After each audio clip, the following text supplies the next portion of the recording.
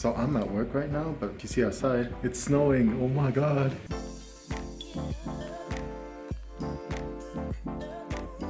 Welcome back to another video. It's on a phone again, because guess what? I'm back in a hotel. You've seen some of the snow footage. I want you to tell me where it is. Where do you think I am right now? Leave it in the comments below. Today's topic is going to be how to get to Japan. And so before we get into it, I need food. I just finished work. So time to go eat. Most of the walk to the convenience store here is going to be under the highway. See, I don't have to bring an umbrella. I'm not going to get wet.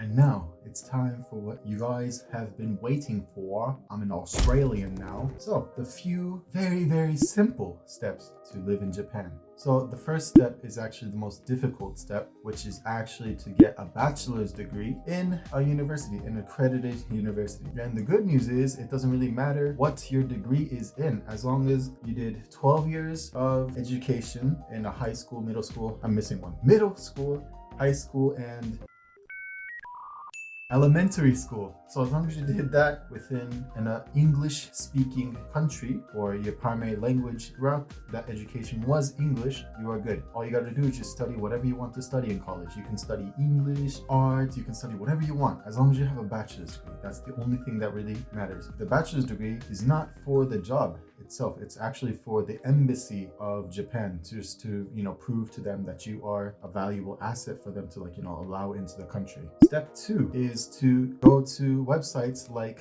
jobs.gaijinpot.com, or there's another website called Ohio Sensei. So these are locations where you can find jobs for teaching. And why is teaching the one thing I bring up? Because teaching jobs in Japan are the most abundant, and it is the easiest to get into the country. So if you are an engineer, you can potentially find a job in Japan as well, but it's actually going to be a lot more difficult, and you're going to need to know at least conversational Japanese and to be able to read and write it, to be able to work in a different field other than teaching. So if you have the skills to speak Japanese and or write Japanese, you have a lot more options. But when I'm doing this video, I'm talking about like a beginner level, someone who can't speak Japanese and someone who can't read and write Japanese, or they're at a very basic level. The easiest jobs you can get is teaching. So when you think, oh, I don't want to be a teacher, then if you don't want to be a teacher, then Japan is more than likely not for you, just to be honest, But there's many teaching jobs. So for example, there are ALT positions, which is called ALT, aka an assistant language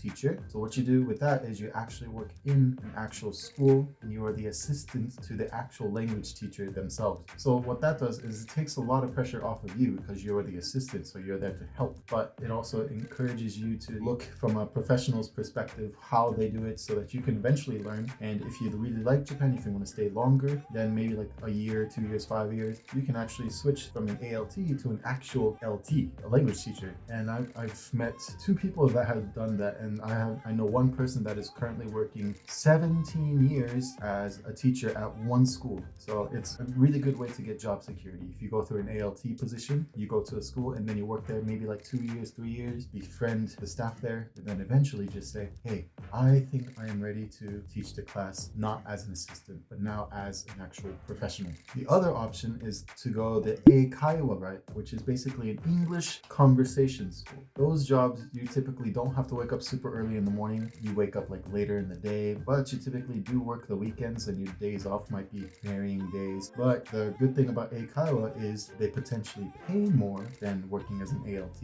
and you get to work with many different age ranges, from kids to adults. And depending on the Eikaiwa company you go with, for example, Eon, they actually promote you to actually hang out with your students outside of lessons, so that they get more exposure with with English, and you actually get to make some new friends. So that is actually a really good company that you might want to go through if you want to go the Eikaiwa route. If you wanted to go the ALT route, there's two options. You have the JET program, which is Japanese Exchange Teaching, which is a government-based contract system to work at many different schools. And the great part about this one is they pay significantly more than any other contract out there. But the downside is you are locked into 1 year, maximum 5 years. After 5 years, you have to go back to your home country. If you like the idea of being able to go back eventually, granted you can go back eventually with any other company, but this company, it is required that you go back. If you like that kind of security and if you like having loads of money, the JET program may be for you. Another alternative is Interact. So Interact pays a lot less than the JET program, but you are not limited to how long you can stay with this company. You can stay 13 years, you can stay 20 years if you want to. You can stay as long as you like as an ALT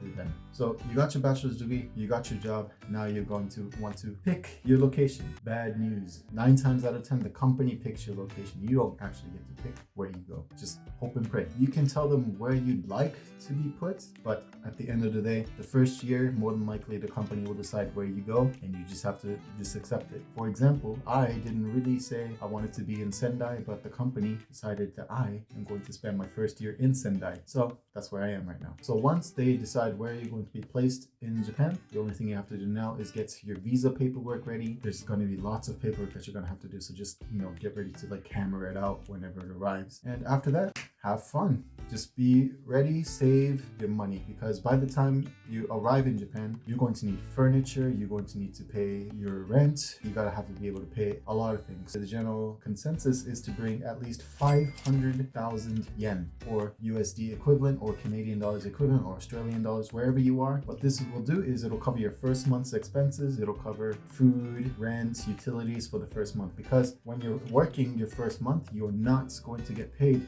immediately. You're going to get paid on your second month or your third month, depending on the company. So you need to be able to bring enough money that you can actually comfortably survive for at least 3 months. I know this has been a lot of information, so here's a quick little introduction of our editor. So hello, Zethbit.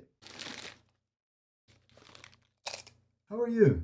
Yeah, I'm doing pretty bad. Perfect. So can you give us a little quick introduction of yourself and where they can find you? Yeah, you can find me at youtube.com. All right, thank you. And now, back to the topic. Once you saved the money, once you did all the paperwork, once you have the job secured, the only thing that you have to do now is just enjoy Japan. The first year is going to be smooth sailing. You're going to have a really happy time. Maybe the first few weeks, you're going to be trying to get accustomed to your new life. But after that, you're going to be sailing high. Keep in mind, starting on your second year, if you do stay for 2 years, you may start feeling a little bit down in the dumps. But that is basically, you are over your honeymoon phase. So you're going to start feeling like, oh, this is the worst thing ever. I don't like it here, I want to go back. So I want you to be able to think constructively if overall this is a better life for you, if you have something better planned or better in the future back home, then maybe after your second year in Japan you might want to go back. If after your second year you decide, I think I can have more time in Japan and enjoy my life a little bit longer, then yeah,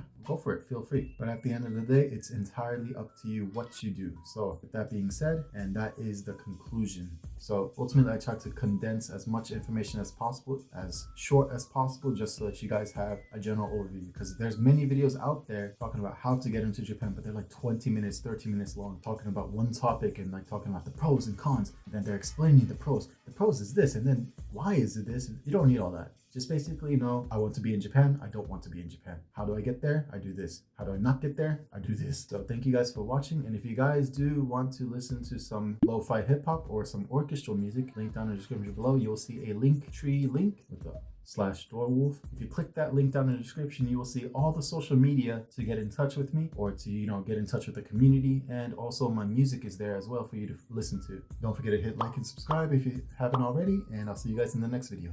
Thanks.